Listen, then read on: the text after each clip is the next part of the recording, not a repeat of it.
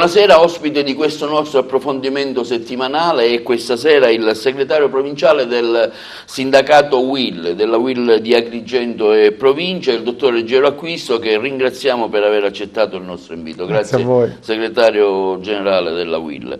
Allora, un momento difficile, segretario, per la nostra economia. Ecco, all'interno del sindacato, del vostro sindacato, come si vive questo momento di grave pandemia in cui vediamo che un po' tutto è fermo, tutto è bloccato, il governo ancora continua a fare delle restrizioni, c'è chi dice che non si muore di Covid ma si può morire anche per purtroppo per fame, per mancanza di lavoro, le attività sono chiuse, insomma un po' un quadro generale di come si vive il momento all'interno di un sindacato e del vostro in particolare. Allora, la situazione è drammatica, una situazione che tra le altre cose non lascia spiragli di ripresa, anzi qua le cose peggiorano di giorno in giorno. In provincia di Agrigento la situazione poi viene amplificata perché, essendo l'ultima provincia d'Italia, tu capisci, caro direttore, che tutto si amplifica rispetto a come si evolvono le cose nel resto d'Italia. Il sindacato la vive male questa situazione, questa pandemia, perché rappresenta, parlo della UIL ma parlo di tutto il sindacato, rappresenta i più deboli, rappresenta anche i lavoratori, rappresenta i pensionati, rappresenta coloro che in questa situazione di crisi di grande emergenza soffrono di più. Siamo stati sempre vicini dal mese di marzo, tant'è che nei vari decreti del Presidente del Consiglio, quando ha chiuso le porte, ha chiuso tutti a casa, nei vari lockdown che si sono susseguiti e alternati, le attività del sindacato, dei patronati non sono state chiuse, ma bensì eravamo coloro che stavano vicino alla gente, ai lavoratori e a coloro ne avessero bisogno.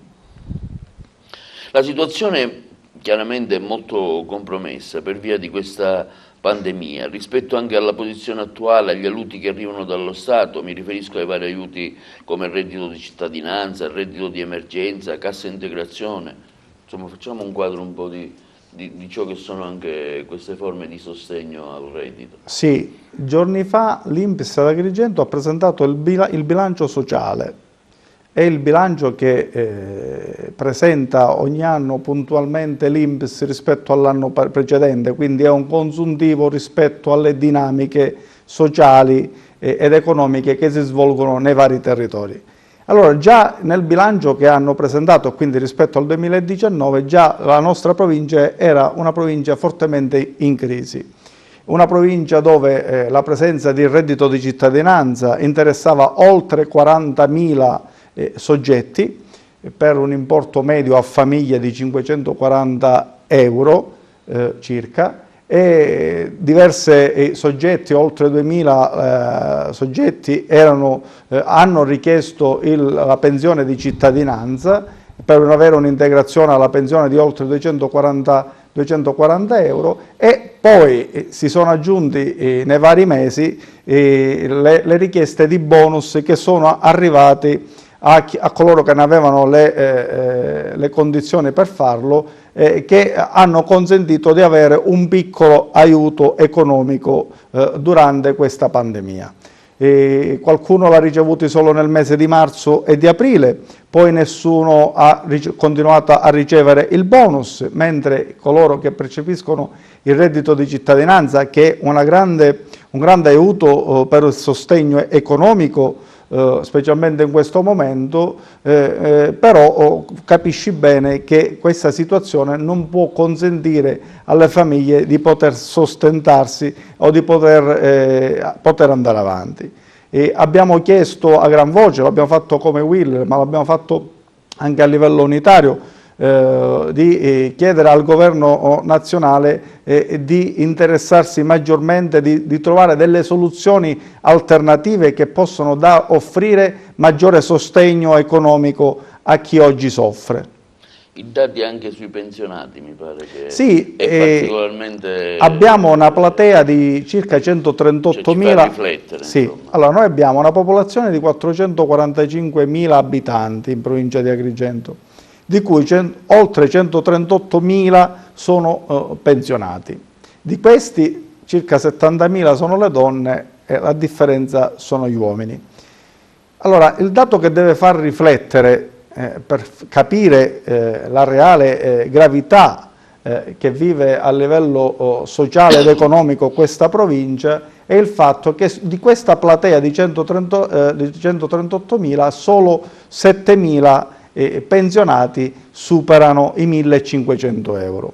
La stragrande maggioranza, oltre 44.000 pensionati, percepiscono una pensione di 500 euro e gli altri per differenza. Quindi capiamo che quello che poi viene definito lo zoccolo duro, quindi la stampella economica anche delle famiglie che sono i pensionati, e capiamo che alla fine si riduce a poco, cioè quello che riescono a percepire mensilmente è davvero quello che forse riesce a bastare per sbarcare il lunario e per sopravvivere. C'è un reddito di cittadinanza anche per i pensionati, no? Sì, c'è la pensione di cittadinanza che qual viene è la data ad differenza? integrazione, a differenza di coloro che hanno comunque diverse caratteristiche per rientrarci.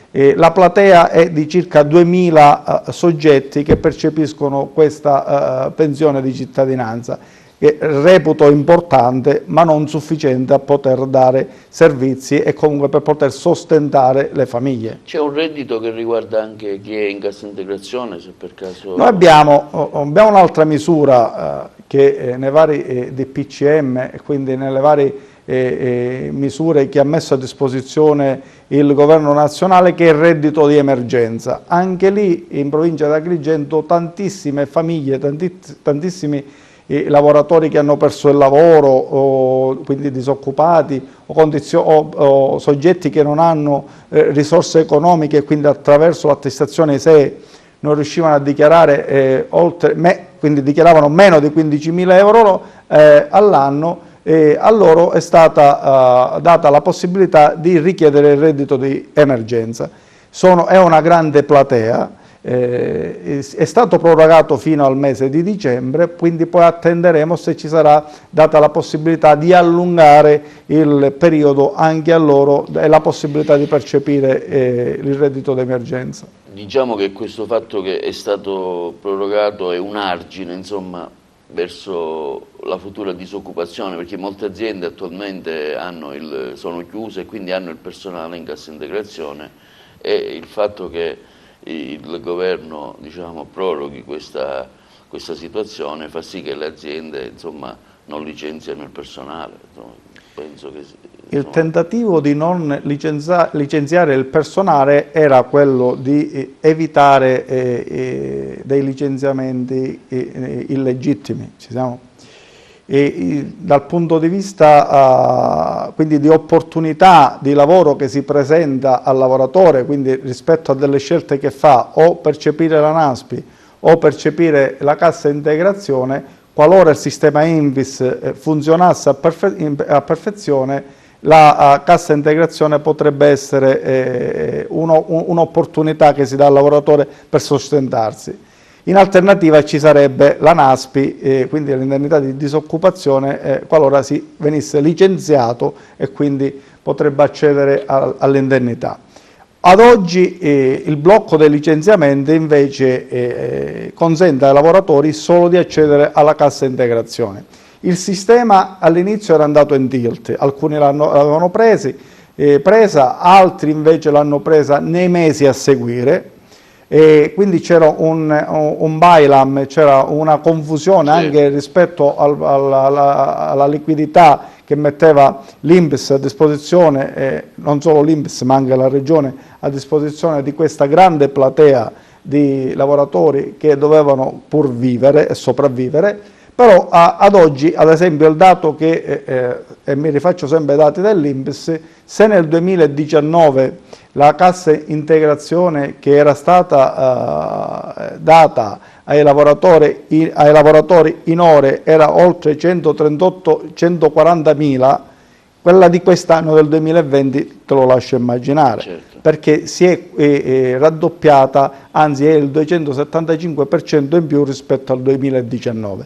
Però ripeto, sempre queste misure non sono riuscite a contenere la forte emergenza e la forte esigenza di avere un reddito, di avere la possibilità comunque di andare avanti. Poi ci sono state le misure veicolate attraverso i vari comuni per le famiglie che, avendo un reddito assai basso, insomma, cosiddetti buoni spesa. Sì, poi ci sono state altre misure che comunque... misure che hanno appunto cercato di aiutare le persone in difficoltà. Sì, ci sono state delle misure erogate poi dai comuni che hanno interessato anche lì una grande platea di famiglie bisognose, queste dove poi interviene l'ufficio di solidarietà sociale dei vari comuni, quindi dei vari assessorati comunali, stilando delle graduatorie. Anche lì queste sono state di grande aiuto alle famiglie. Ripeto, no, si è fatto poco, ma si è fatto. Noi come sindacato chiediamo sempre di avere di più, quindi di estendere le tutele, di avere maggiori flussi economici a disposizione per poter aiutare. Principalmente sostengo, e questa è una mia opinione, principalmente sostenendo le aziende per evitare un domani che ci siano i licenziamenti e quindi la chiusura verso il sostegno delle aziende, che idea si è fatta? Insomma, la politica sia il governo regionale che nazionale, insomma, non mi è sembrata particolarmente di sostegno alle aziende. Consideriamo che ci sono tante aziende chiuse per via del lockdown, hanno visto ridurre anche gli orari di apertura, se non ad esempio il settore della ristorazione, del turismo, cioè completamente a zero, diciamo, segretario. Sì, allora, in Italia, essendoci una pressione fiscale notevole, rispetto al costo del lavoratore, quindi parlo dello stipendio, poi a sua volta l'azienda, l'imprenditore, cioè colui che assume, ha un altro onere, ha un altro socio, certo, che è lo Stato. Cioè significa che per oltre il 57% rispetto al costo del lavoratore poi deve andare a versare le tasse. Cosa succede? In un sistema virtuale, così come quello italiano, molte attività, spesso e volentieri anche della ristorazione, ma non solo, quello che dichiaravano non era quello che realmente loro registravano o che loro realmente facevano durante l'anno, ma era sempre molto meno. Arrivati poi a che dovevano dare gli aiuti economici, loro richiedevano le misure economiche, cioè i ritorni economici che avevano avuto gli anni precedenti, quindi dovevano basare l'aiuto rispetto a quello che si dichiarava e si versava. Quindi lì è un cane che si morde la coda, certo, cioè perché di fatto quella non è la vera situazione economica del Paese. Hanno fatto vedere diversi servizi dove diverse attività di ristorazione, ma non solo della ristorazione, dei servizi in genere, dichiaravano durante un anno 12.000, 8.000, chi 7.000, chi 20.000, ma poi andavano a riscontrare che queste attività avevano dipendenti e comunque avevano delle entrate diverse. Allora, attenzione, lì non condanno né gli uni certo, e neanche lo Stato, però qua bisogna capire come venirne fuori da questa situazione. C'è di fatto, oggi noi abbiamo delle aziende, quindi mi riferisco al settore commercio, all'artigianato, che a dicembre sicuramente chiuderanno i battenti, perché non hanno più le condizioni per poter andare avanti. Quindi rispetto a questo il governo deve intervenire. Qualcosa si è fatto negli ultimi mesi, c'è uno sgravio sui contributi di circa il 30%, l'ho vissuto in prima persona perché come Will abbiamo circa 20 dipendenti e già per l'F24 del mese di ottobre abbiamo registrato che abbiamo pagato il 30% meno, quindi significa questa una boccata di ossigeno notevole per le aziende. Però, ripeto, bisogna cercare di costruire un progetto più grande per questo Paese e in special riferimento alle zone meridionali, quindi alle regioni meridionali, dove tutto viene amplificato. Ecco, relativamente a una sua idea, anche, mi piacerebbe capire anche la vostra azione di stimolo anche verso il governo regionale, verso ciò che ha fatto il governo regionale. Il governo regionale a parole fa sempre tanto. Il voto che do io a questo governo regionale, al governo Musumeci, è supera appena la sufficienza. Ci aspettavamo tanto dal governo Musumeci, però vedo che al di là delle enunciazioni, dei proclami, poi alla fine è poco di concreto. Un governo regionale, specialmente in un momento di pandemia come questa che stiamo vivendo, avrebbe dovuto stare più vicino ai siciliani, offrire maggiori servizi e principalmente, oltre al fatto di aiuto economico alle famiglie, quindi ad integrazione di quello che doveva fare il governo nazionale ai comuni, doveva garantire una sanità migliore, doveva prepararsi in questi mesi a non affondare nella situazione che stiamo vedendo, e quindi significa che il governo regionale, dal mio punto di vista, ha lavorato male. Ci sono molte misure di sostegno annunciate nella scorsa finanziaria del mese di maggio, ma che ancora però non riescono ancora a partire. Insomma, sono state annunciate, abbiamo visto ordinanze, però insomma ancora le aziende non hanno ricevuto nulla sostanzialmente, nonostante siano passati dal mese di maggio, insomma siamo già a dicembre, 6 mesi. C'è stata l'unica iniziativa che poi si è risolta anche in un momento difficile, c'è stato un tilt del sistema, è stato quello delle attività produttive, che poi si erano bloccate per via del DURC, ma le aziende non possono pagare il DURC perché chiaramente sono in crisi, ed è partita anche con un certo ritardo, dando insomma poche briciole alle aziende. Il bando fatto per le aziende, per le attività produttive, insomma, è stato un po' fallimentare, no?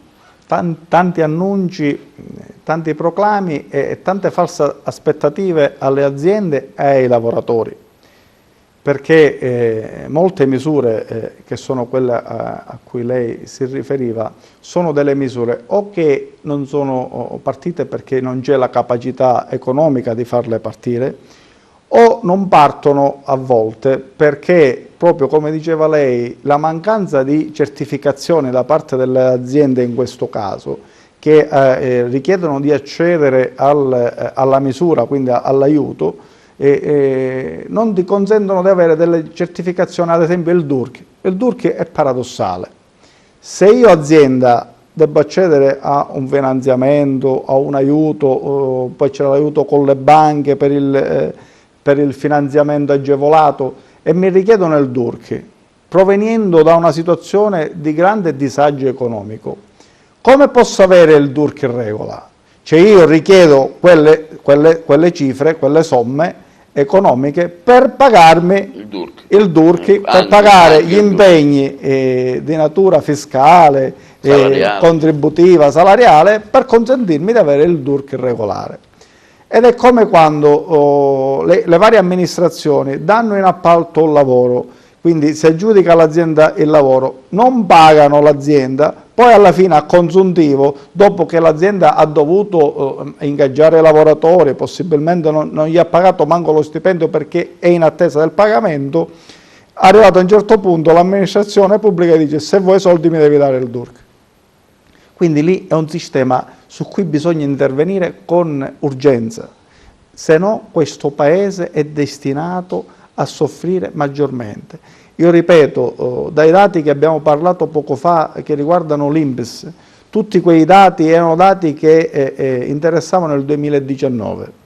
Il 2020, nel bilancio consuntivo che si farà nei primi mesi del 2021, vedremo che molte criticità che già venivano evidenziate in rosso nel 2019, per il 2020 significa che ci sarà comunque una catastrofe. Rosso. Un profondissimo rosso. E ripeto, tutte queste situazioni in una provincia che è l'ultima di tutte le classifiche, anzi forse ora stiamo iniziando a risalire perché forse siamo a due posizioni sopra. Insomma, e non intacca minimamente. Non va a intaccare quello che poi è l'idea generale delle cose.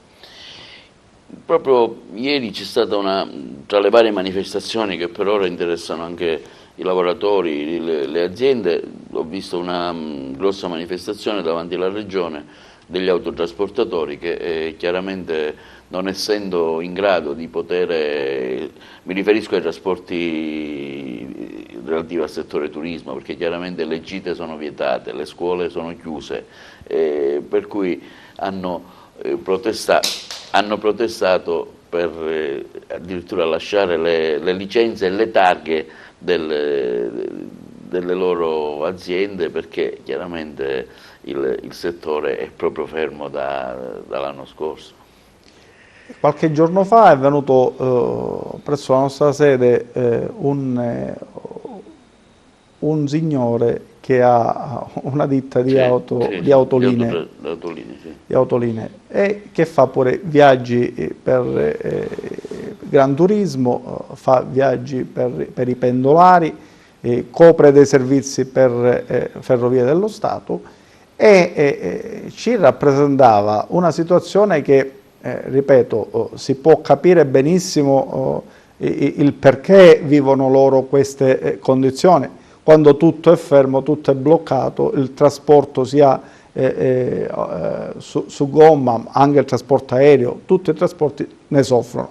Però loro, specialmente le piccole aziende, soffrono maggiormente perché già venivano da momenti difficili, cioè da periodi dove, da anni, dove le risorse venivano sempre meno. Oggi vivono un blackout totale. Quindi loro non sono messi nelle condizioni per poter licenziare il personale e quindi hanno tutti in cassa integrazione. Quei servizi che loro offrono alla collettività, quindi servizi che debbono offrire in determinate condizioni, quindi significa con autobus a un quarto pieni rispetto a quello che poteva essere, quindi già non prendendo neanche il costo della benzina, figuriamoci delle spese. Quindi loro vivono un grande disagio, quindi la richiesta che si fa alla Regione è quella anche di mettersi davanti a queste esigenze, quindi di trovare il modo di come far sopravvivere queste società, perché la situazione del Covid, cioè quindi della pandemia in generale, non è una situazione circoscritta che sappiamo quando è iniziata e quando finirà. Speriamo che con la prossima vaccinazione, con la vaccinazione che ci sarà, si pensa dalla fine di gennaio, questo fenomeno gradualmente e in tempi brevi si possa ridimensionare, perché completare l'iter della pandemia penso che oltre la metà del 2021 ci vedrà interessati e impegnati al contrasto di questa grande Segretario, problema. Voi rappresentate anche, abbiamo parlato dei vari settori, che rappresentate chiaramente i lavoratori della sanità, un comparto che in questo anno è stato fortemente messo alla prova, dove addirittura si sono fatti bandi pubblicitari in tutte le reti nazionali dove si ricercavano medici, infermieri, OS, insomma, perché il settore della sanità, insomma, abbiamo visto che presenta gravissimi problemi, perché molti lavoratori hanno anche perso la vita per via del Covid, per via anche disorganizzazione, nei reparti, insomma, impiantati su nel giro di qualche settimana. Ecco, in questo senso anche la vostra azione è stata particolarmente interessante, no? Sì, allora, per noi sono degli angeli, cioè coloro che in questo momento dedicano la propria professione, la propria vita a disposizione degli altri, meritano il plauso di tutti. Però non li possiamo accontentare solo con un plauso, dobbiamo cercare di tutelarli. La sanità in Italia, il sistema sanitario italiano è un sistema sanitario a macchia di leopardo.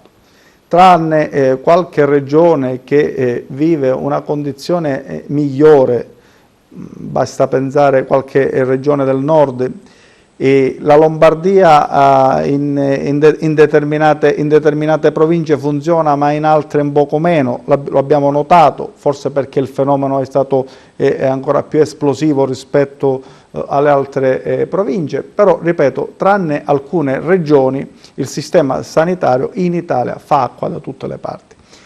E per diversi anni in Sicilia Docet, venivano premiati i dirigenti che tagliavano posti letto, che tagliavano risorse economiche, premiati anche, e venivano premiati con dei bonus perché erano dei dirigenti che cercavano di fare gli interessi delle proprie aziende.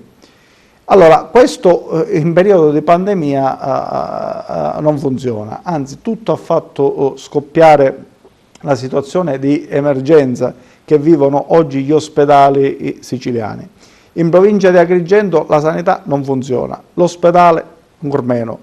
L'ospedale il San Giovanni di Dio è un ospedale che va riveduto e corretto.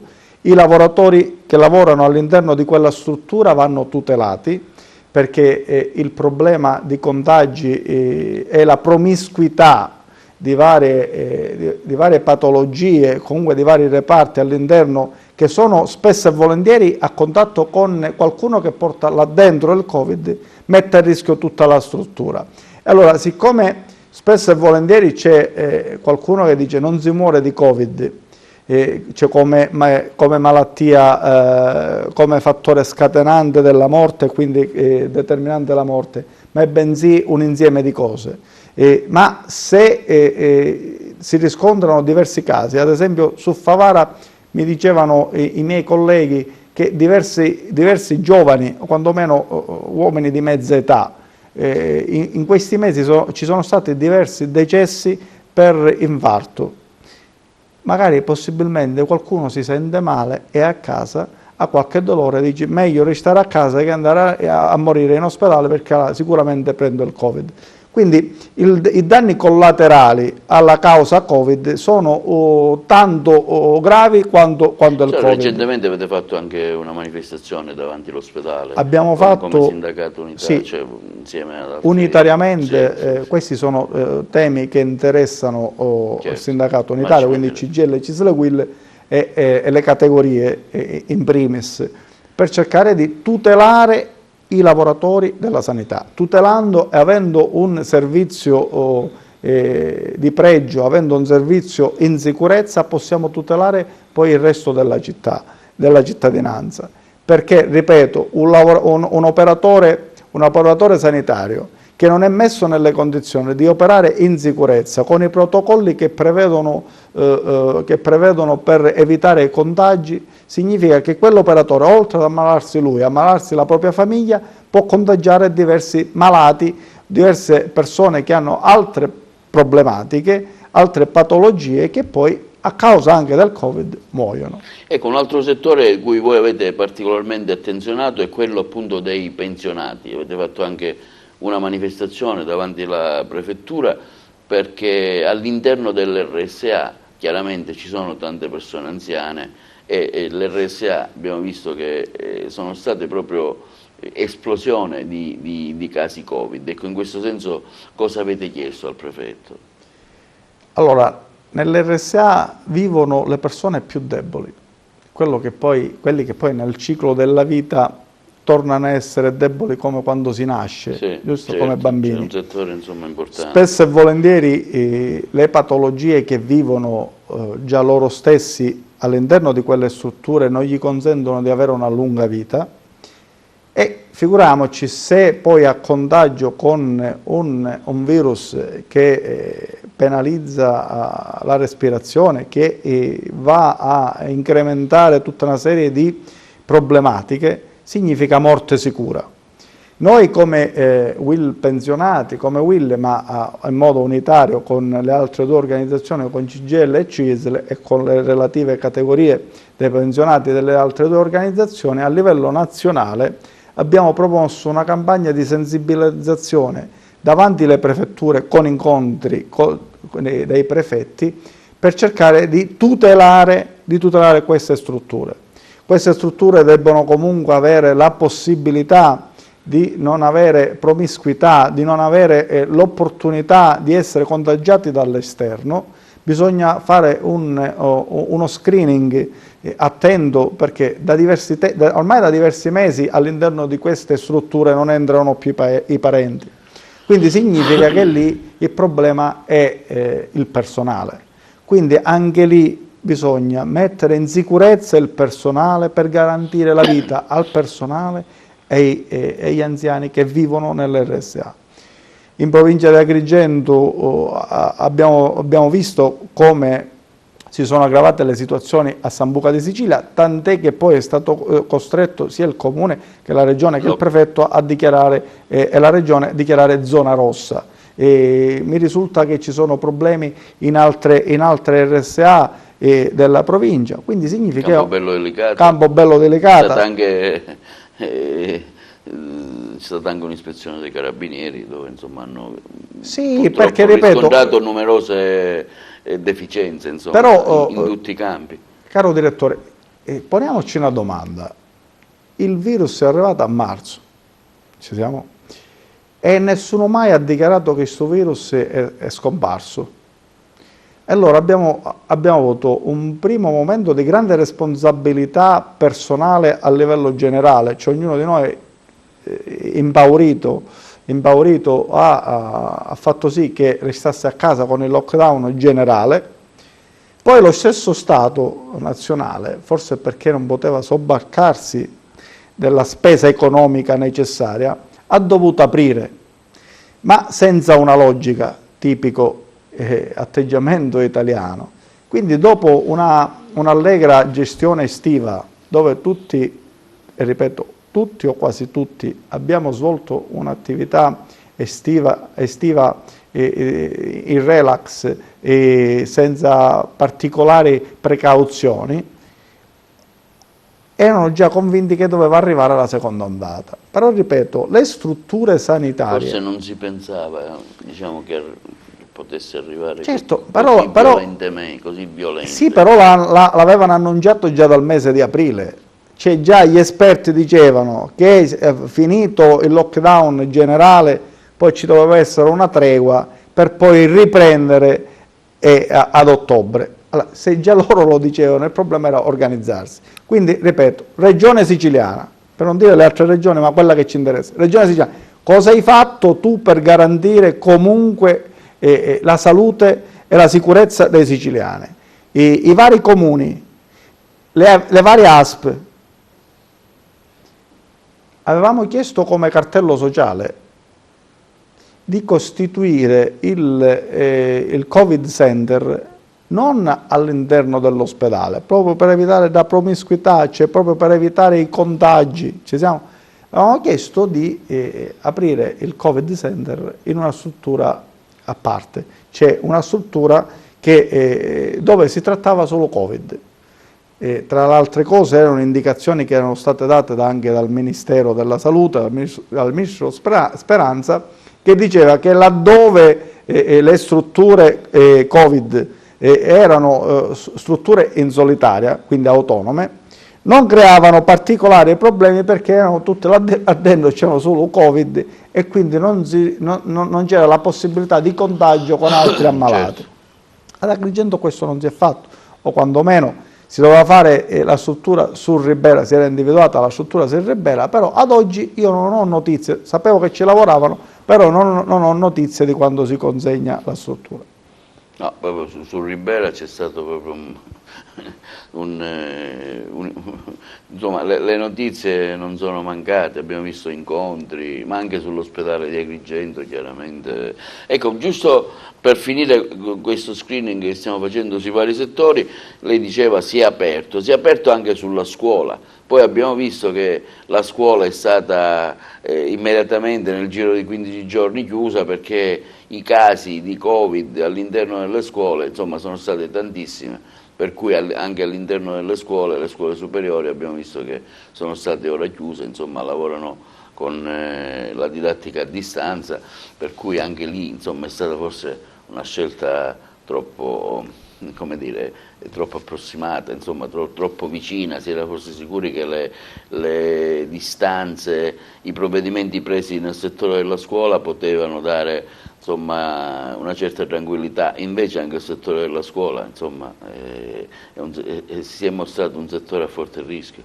Il Covid non fa distinzione né di orario, perché qua mettono gli orari alle 10 a messa di Natale l'anticipiamo, facciamo sì, sì, no, sono cose importanti. Non mette, quindi chiaramente il Covid non conosce, parlarne perché le viviamo quotidianamente queste norme, per il cui... Covid non conosce né orari né sesso, né se si è ragazzi che si frequenta la scuola media o la scuola superiore, e né ha regole di notte e di giorno. Quindi significa che non appena un familiare viene contagiato c'è la possibilità quasi matematica, quindi la certezza certo, quasi matematica, di contagiare tutti i familiari componenti, dal bambino al nonno se sta vicino. Sì. Quindi significa il fatto di aver consentito la didattica a distanza per alcuni studenti. Possibilmente nella famiglia ci sono due figli, c'è lo studente che fa didattica a distanza, sì, che è quello che va alla scuola superiore, e possibilmente il fratellino che è alla scuola media, quindi è uno che frequenta la scuola, perché anche lì il distanziamento sociale avviene dentro la classe, può avvenire, ma prima non si sa laddove ci siamo, se c'è assembramento e quant'altro. Quindi io ero dell'avviso, avevo scritto pure qualche post su Facebook, a volte criticato, perché qualcuno dice sì, però noi siamo lavoratori che non abbiamo a chi lasciare i figli, ma qua, ripeto, anche lì, il Covid non guarda in faccia se tu puoi andare al lavoro, puoi lasciare figli o non puoi lasciare figli. E se c'è un lockdown e quindi bisogna bloccare l'attività didattica, quindi le scuole, io ho dell'avviso di bloccarle per tutti, perché se no così noi non facciamo altro che prolungare l'agonia. Certo. O si usavano misure drastiche, come hanno fatto in qualche nazione, cioè significa per 20 giorni chiusura totale di nuovo tutto. Forse era l'unica. Perché, sì, perché diciamo queste misure non fanno che tu allunghi l'agonia. Cioè, io vorrei capire, alle varie attività di ristorazione, bar e ristoranti, prima gli hanno fatto spendere diverse migliaia di euro per adeguarsi. Quindi paraschizzi, qualcuno chiama paraspruzzi, o paraschizzi, i gel, mascherine, dispositivi separatori. Allora, nel momento in cui si sono adeguate tutte le attività, tu le chiudi, però non le chiudi tu totalmente, quindi tutta la giornata, perché poi devi intervenire col bonus. Fino alle 6. Li chiudi prima fino alle 6, poi non gli consenti di fare di prendere all'interno del locale i prodotti, cioè li stanno facendo impazzire. Ripeto, la scuola è la stessa cosa. Ora io vorrei capire, e questa domanda l'ho rivolta a un amico mio preside, ma la vorrei rivolgere pure al ministro della pubblica istruzione. Io vorrei capire, io ho un figlio di 13 anni che va alla terza media e va a scuola. E va a scuola. Certo. E non solo questo, per 6 ore lui deve indossare la mascherina. Allora, rispetto al di là all'ansia che vivono anche loro, questi ragazzini a scuola, perché sulla possibilità che il compagnetto può avere il Covid, ma può un ragazzo di 13 anni, ma qui il problema è anche quelli più piccoli, stare 6 ore con la mascherina? Cioè questi ragazzi non porteranno problemi in avanti, problemi polmonari, problemi di respirazione? Cioè qualcuno mi deve dare la risposta, cioè qualcuno comunque si deve anche assumere questa responsabilità. Anche lì nella scuola dove avevano il tempo per organizzarsi meglio. Io vorrei capire che finalità, che funzionalità hanno i banchi con le rotelle laddove li hanno portati, perché in molti posti manco ci sono.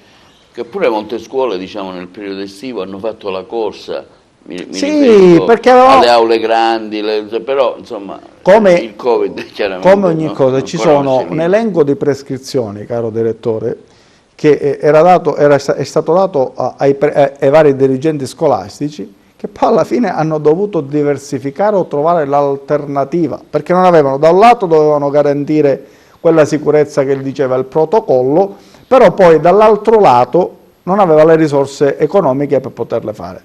Delle due l'una. Si sono cercati locali aggiuntivi ad alcune scuole che non avevano gli spazi.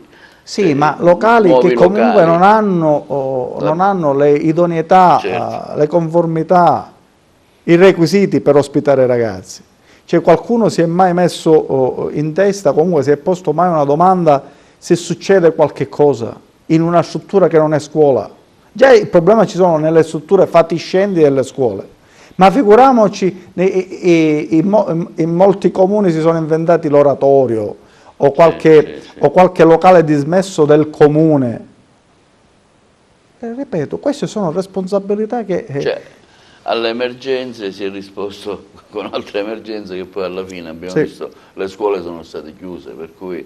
Segretario, ecco, lei poco fa parlava di cartello sociale, io nella scaletta ho anche inserito questo fatto che si è determinato lo scorso mese di gennaio. Ricordiamo che voi avete fatto una grande manifestazione, ci sono delle foto che abbiamo preparato, intanto insieme ad altri sindacati.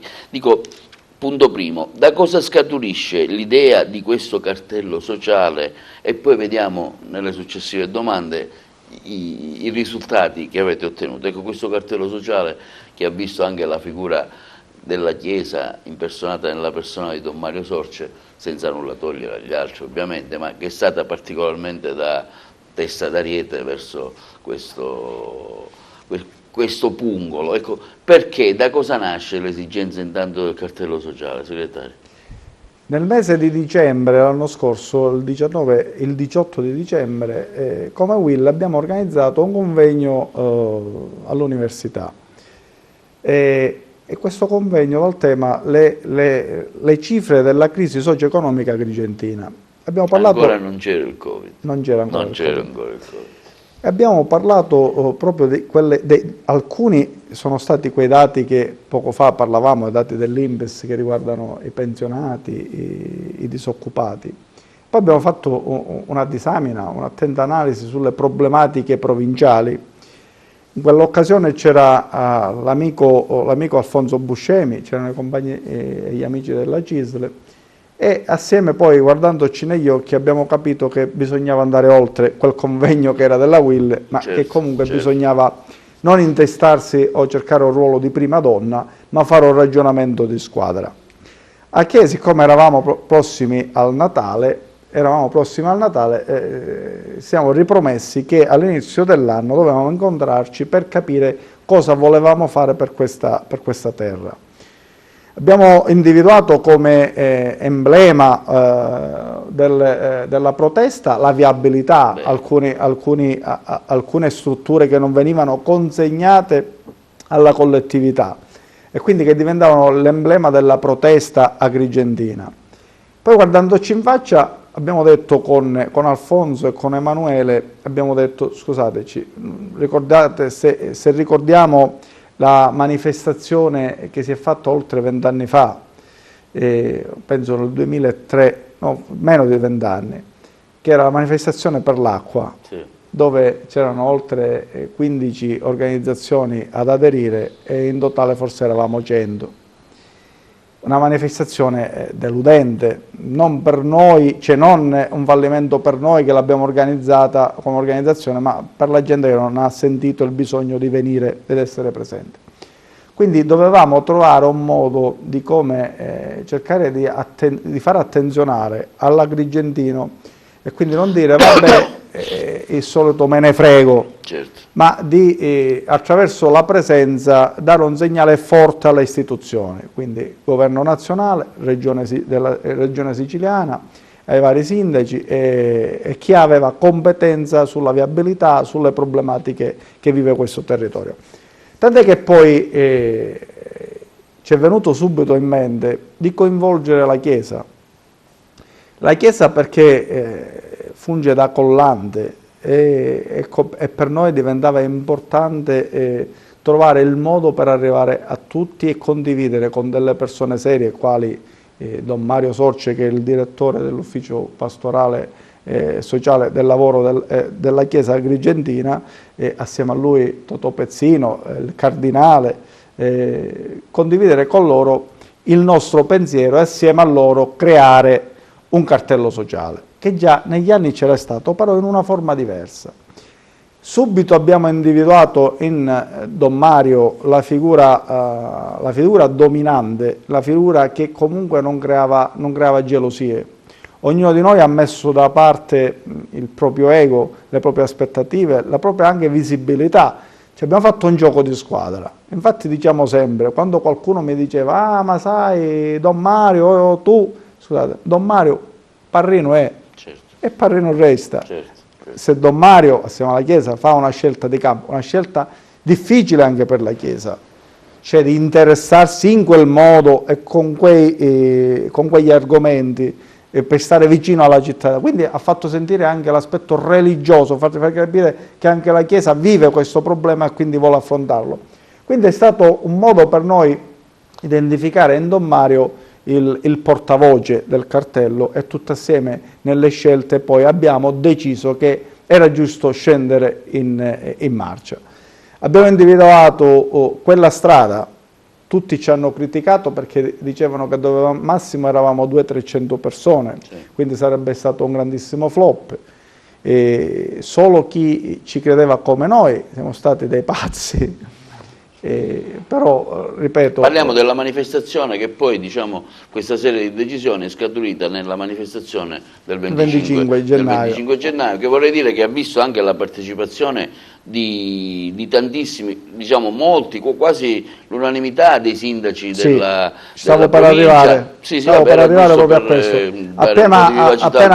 Appena abbiamo messo sul cartello, poi abbiamo detto per la manifestazione è giusto coinvolgere tutti i sindaci del territorio, perché i sindaci hanno l'esigenza di migliorare la viabilità, perché tutte le strade provinciali, statali che interessano la nostra provincia sono delle trazzere. E quindi abbiamo costituito un cartello sociale allargato alle associazioni, sì. Quindi abbiamo lanciato l'appello e tutti o quasi tutti hanno aderito e hanno portato le risorse, quindi le presenze per organizzare la manifestazione. Il comune ha portato delle gente, sì, con dei portavo pullman, un pullman, uno o due pullman. Molto ben organizzata. Benissimo organizzata. Sono oltre 5.000 le presenze che abbiamo registrato e alla fine abbiamo stilato un documento che era quello delle richieste che abbiamo fatto. Noi abbiamo chiesto subito al vice ministro Cancelleri di intervenire sulla viabilità, di interessarsi, e diventava poi anche un'opera modello che era il paradosso dei paradossi, il ponte Petrusa, 200 metri circa di ponte che collega Favara con Agrigento, che era da diversi anni fermo, il cantiere. Non veniva data l'opportunità ai cittadini di poter fare subito il passaggio e quindi abbiamo chiesto attraverso un calendario e un confronto con il ministro Cancelleri che il cartello sociale si impegnava per questa battaglia.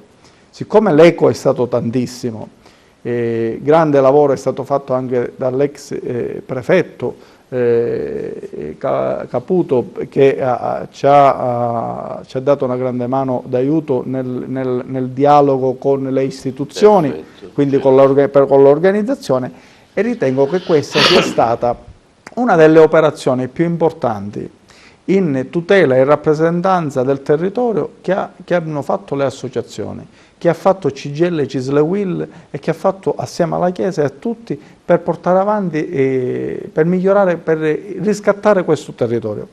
Abbiamo registrato diverse positività rispetto a quell'iniziativa.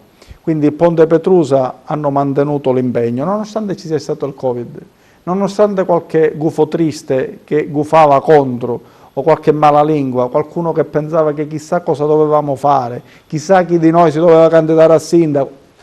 Siamo andati oltre, Vabbè, certo, insomma, poi nell'interesse della città. le fantasie poi si scatenano. Perfetto. È chiaro. Don Mario è sempre Don Mario, io sono sempre il segretario della UIL e i miei colleghi... Però diciamo che quella manifestazione ha dato l'input, grazie anche, come diceva lei, al prefetto Caputo, a dare anche delle risposte, perché dico, il vice ministro Cancellieri, che aveva la delega alle infrastrutture, ha preso a cuore la vicenda e ha continuato, ha instaurato una serie di tavoli tematici per la viabilità provinciale, con addirittura varie riunioni calendarizzate che noi abbiamo seguito, dico molto, nonostante ci fosse, dico, il lockdown. Dei tavoli, ha diviso la provincia in vari assi stradali, ha fatto dei tavoli all'interno della prefettura delle varie zone più critiche con la presenza di ANAS, e diciamo si è seguita una certa tabella di marcia che abbiamo visto. L'altro ieri c'è stata anche l'inaugurazione di Galleria Spinasanta, voi eravate presenti, e addirittura ha lanciato questa bellissima iniziativa della progettazione, la prima fase dello studio di progettazione, mettendo 15 milioni di euro a disposizione per una strada, diciamo, utopistica, insomma, se ne è sempre parlato, però diciamo è stata forse piantato il primo seme per la Castelvetrano-Gela, no? Ecco, poi sì, diciamo a lei anche il resto della discussione. Diciamo che abbiamo invertito la rotta. Se prima c'era disinteresse o superficialità nella gestione della politica di governo per il territorio, quella manifestazione, la nascita del cartello sociale, ha invertito la rotta e quindi i risultati sono arrivati. Quindi quando qualcuno pensava che quella manifestazione, una bella manifestazione, è finita, ci siamo dovuti fermare poi come cartello, o quantomeno ci siamo un attimino riposati, anche se poi abbiamo fatto diversi altri interventi. La sanità, per quanto riguardava il lockdown, l'altro giorno ci siamo visti perché per andare a stabilire quale altre priorità portare avanti per la questione della pandemia. Quindi il cartello sociale è come strumento da imitare, dice Cancellieri, e lo suggeriva anche nelle altre province, cioè quindi l'interesse totale, generale, dei vari soggetti, dalla Chiesa in primis ai sindacati, alle amministrazioni, fare squadra per il bene del territorio. Insomma, è stato un esempio sicuramente lungimirante, importante, perché senza quel cartello sociale, senza quella manifestazione, magari non ci sarebbe stato l'impegno dello Stato, in questo caso, verso anche questa struttura, diciamo, direi magari ci vorranno 20 anni, ci vogliono 50 milioni di euro, però semmai si inizia, diciamo, questa strada Castelvetrano-Gela, insomma, mai si può arrivare a una fine, ma diciamo, una cosa questa è importantissima secondo me, però c'è stato un impegno anche verso le strade secondarie, cioè non solo quella, visto che ci sono stati input anche per sistemare la viabilità dell'Agrigento-Caltanissetta, che ancora aveva molte zone dove c'era la doppia corsia, l'unica corsia, un impegno anche per l'Agrigento-Palermo, qualche semaforo insomma è stato tolto. Chiaramente, dico, questo vuol dire che quando c'è una mobilitazione del territorio, una mobilitazione di massa, insomma, si può arrivare a un risultato. Senza dubbio. Quello che a noi ci fa preoccupare è l'opera, la 640, perché ancora registra dei ritardi, nonostante il Ministro ci abbia rassicurato sull'esito finale, che sarà a breve. La 189 è messa molto male, perché lì i problemi sono tanti e comunque oramai è diventata impraticabile, perché al di là che ci sia qualche semaforo meno rispetto a prima, comunque oramai l'abitudine di tutti è quella di evitarla, quindi se da Agrigento deve andare a Palermo prendi la Fondovalle.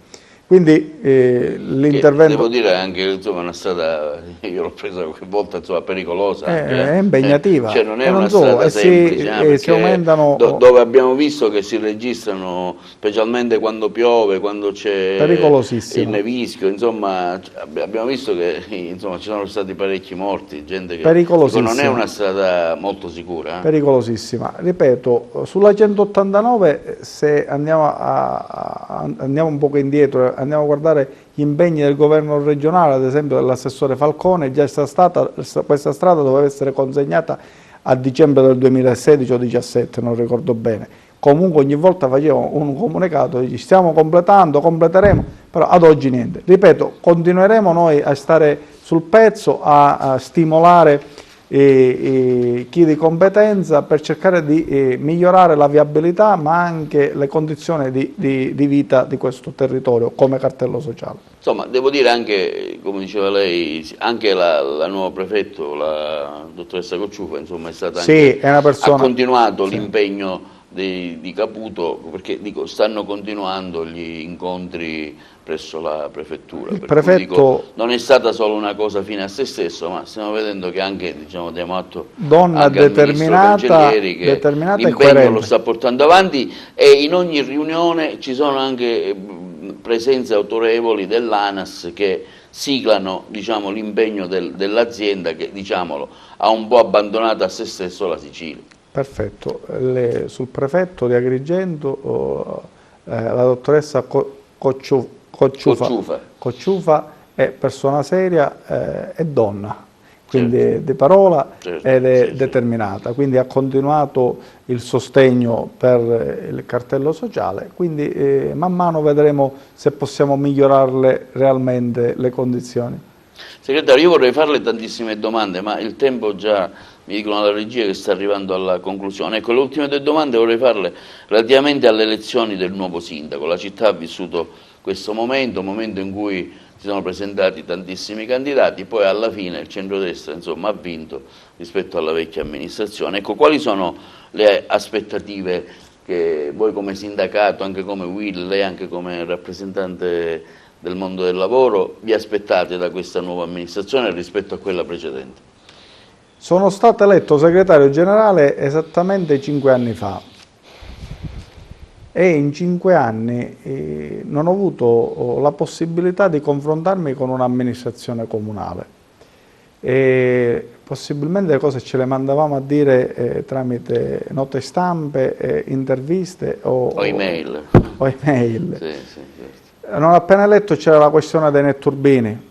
Se ti ricordi, direttore, i 21 licenziati, ci siamo messi davanti il municipio, ci siamo legati con le catene, abbiamo fatto una battaglia sindacale, per fortuna l'abbiamo vinta, e abbiamo mantenuto i livelli occupazionali, però ogni giorno e ogni occasione era utile per darci lavoro, ma per mettere destabilità alle famiglie che erano interessate. Non ho visto una città che è cresciuta, si rappresentava una realtà virtuale di una città che non era quella reale, e le sentinelle, che comunque noi come sindacato, ripeto, abbiamo le antennine, sentendo e rappresentando la città e il territorio, cercavamo di suggerire a quell'amministrazione che c'era precedente all'amministrazione Miccichè di cambiare atteggiamento e quindi di dare un contributo diverso alla città. Una città che era sporca, una città che non aveva servizi, dove non si faceva la potatura degli alberi. Stiamo vedendo le immagini. Perfetto. Era una città che secondo me, solo da un punto di vista dell'ego personale di quell'amministratore veniva rappresentata nel migliore dei modi, però non c'era la condivisione del sottoscritto né della mia organizzazione.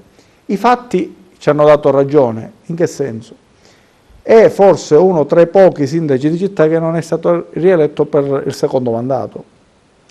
E il fatto che Franco Miccichè, persona per bene, io gliel'ho detto diverse volte, tu potrai sbagliare forse come sindaco, spero no, ma resti sempre una persona per bene perché sei una persona che si apre al confronto, una persona che comunque già da sindaco, proprio per le caratteristiche che sta dimostrando alla città, che è quello del dialogo, del confronto, dell'ascolto principalmente. Perché io ho sempre detto, ed è quello che ho sempre fatto anche io da sindacalista, nella qualità di segretario generale. Cioè uno ascolta tutti, cerca di condividere tutto, però poi alla fine il sindaco decido io che sono il segretario nella mia organizzazione. Quindi io sto notando che l'atteggiamento è diverso e sto notando che anche le cose che si stanno determinando in pochissimo tempo sono quelli che vanno verso la direzione giusta. Io già abbiamo fatto un incontro come CGIL e UIL con il sindaco, dove abbiamo detto noi non cerchiamo rogne, noi cerchiamo solo di trovare una collaborazione rispetto a quello che noi rappresentiamo. Lui si è messo a disposizione, lui e tutta la sua squadra. Io mi auguro che questo grande entusiasmo che sta mettendo Franco Miccichè assieme a tutto il centrodestra che è in giunta possa continuare nell'interesse di questa città, perché qualora si presentasse solo l'esigenza del singolo soggetto che fa parte di questa giunta di far prevalere i propri interessi rispetto a un interesse collettivo, significa che faranno mala figura. E quindi fare mala figura rispetto l'Agrigentino ha una caratteristica. Arrivato a un certo punto la mente resetta, cioè quindi significa, io gli dicevo a Franco Miccichè, se tu stai facendo la potatura degli alberi del viale, della Vittoria, sappi che nel momento in cui si dovrà ripresentare l'esigenza di rifarla, fra un anno, fra 2 anni, 1 anno e mezzo, non lo so, non sono un agronomo, tu la devi di nuovo mantenere, perché poi la gente dirà a te, tu non fai niente, si dimentica quello che si è fatto nei 15 anni precedenti. Quindi ripeto, si è partiti con il giusto piede, si è partiti verso la direzione giusta. Ripeto, siccome non appartengo io a nessuno schieramento politico, certo, ma cerco di valutare solo i fatti, e se le cose sono buone e nell'interesse della collettività, le valutiamo, siamo capaci di valutarle. Quindi, bene. Lei è positivo, insomma, sono positivo, un'idea positiva verso questa amministrazione. Positivo. Però siamo attenti e vigili. Certo, abbiamo la questione dei netturbini, perché dobbiamo rivedere tutto il servizio di differenziata, quindi la presenza dei lavoratori, e vogliamo capire qual è la situazione economica dell'ente, quindi a breve gli stiamo dando l'opportunità di ascoltare tutti, dopo di ciò chiederemo al sindaco di riceverci anche per rappresentarci quale situazione economica ha ricevuto e quindi per capire quale progetto per Agrigento. Sindaco, segretario, vorrei farle tante domande, però insomma, abbiamo superato, però l'ultima vorrei farla anche per dare merito al lavoro che avete svolto a Lampedusa per la caserma dei Vigili del Fuoco, un impegno che lei, diciamo, in queste settimane ha costantemente informato la stampa, l'opinione pubblica, però siete riusciti a ottenere un risultato, abbiamo anche delle foto, è giusto che insomma, parliamo anche di questa importante iniziativa che voi avete sposato. Abbiamo come categoria, cioè la UIL Vigili del Fuoco, che fa parte della UILPA, della pubblica amministrazione, ha il segretario che è di Lampedusa, che è Antonello, che lo vedo là in foto. Nella foto, sì. Che è Antonello Di Malta, noto attivista sindacale a tutela dei vigili del fuoco della provincia di Agrigento e in questo caso dei lavoratori di Lampedusa. Lui mi ha coinvolto in questa battaglia dove quasi nessuno ci credeva che poteva comunque trovare nelle vie brevi, comunque relativamente brevi, la soluzione. Siamo ancora in fase embrionale, ma il Ministero... Buongiorno, si vede al mattino. Perfetto, il Ministero aveva messo a disposizione delle risorse per la realizzazione della caserma del distaccamento civile della caserma di Lampedusa. Noi stiamo parlando di Lampedusa, la porta d'Europa. Io ci sono stato diverse volte quest'estate proprio per la questione della caserma e ho visto, loro sono al momento allocati all'interno del sedime aeroportuale, e tra le altre cose, quindi il distaccamento civile non c'è, c'erano i soldi, ma non c'era l'autorizzazione o la volontà politica del sindaco di concedere un terreno e di far sì che si possa realizzare la caserma. La struttura. Allora, se uno fa un'analisi personale, sì, dice un sindaco che fa realizzare una caserma sono delle stelline, stellette che si mette... Sono gli obiettivi raggiunti, certo. Sono uno degli obiettivi. In quel caso no. Quindi è nata una diatriba, è nata per noi un'avvertenza nei confronti e a sostegno della caserma e contro il sindaco. Abbiamo coinvolto in questo caso il prefetto, abbiamo fatto diversi incontri tramite video con il prefetto, l'ENAC e il comando nazionale, regionale, non si riusciva a trovare una via d'uscita e poi sono stato costretto anche a rivolgermi al ministro Lamorgese dicendo abbiamo queste... Cioè Ministro degli Interni. Ministro degli Interni. Abbiamo fatto una PEC come Will da Agrigento, abbiamo promosso la campagna di sensibilizzazione, quindi nel mese di luglio-agosto tutti i turisti con questa magliettina che abbiamo fatto fare noi. Abbiamo visto nelle foto. Sì, che abbiamo fatto fare noi, quindi con le foto a sostegno della caserma. Alla fine, qualche settimana fa, c'è stato un incontro, è sceso il comandante generale dei Vigili del Fuoco di Roma, e c'è stato un incontro a Lampedusa e si è trovata una via di uscita, cioè tramite l'ENAC, che è giusto poi rappresentarvi quando comunque tutto sarà ben definito e comunque già partirà. Ma perché c'erano questi ostacoli da parte dell'amministrazione comunale? Ripeto, sono atteggiamenti e logiche che sono isolane, sono dell'isola. Cioè io non sono mai riuscito a capire il perché. Se è una questione personale... Non sia un problema di spazi, Lampedusa ne ha tanti. Sì, però ripeto, non riesco a capire quale sia stata... Le dinamiche... E facciamo un passo indietro, è come il ragionamento ti dicevo sul cartello sociale. Abbiamo fatto tutto un passo indietro per il bene comune, quindi anche lì non c'era un problema di prima donna.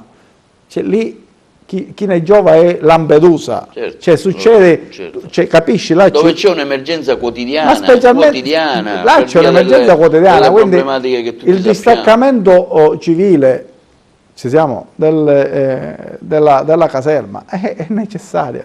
Quindi se succede qualcosa deve essere poi il sindaco a spiegare il perché non ha autorizzato. Quindi noi siamo lì attenti e vigili, direttore, fino a quando non si porrà la prima pietra. Noi staremo lì a scrivere PEC, a fare manifestazioni. Io non voglio anticipare, che lei anticipi, perché giustamente ci sono dei passaggi istituzionali che vanno rispettati, però dico, in tempi brevi si arriverà, si è già trovata la soluzione, insomma. Si è trovata la soluzione, però c'è un iter da rispettare per le dovute autorizzazioni. Quindi diciamo una battaglia vinta. Un obiettivo raggiunto, ecco, non parliamo di vittoria e di sconfitta che magari può...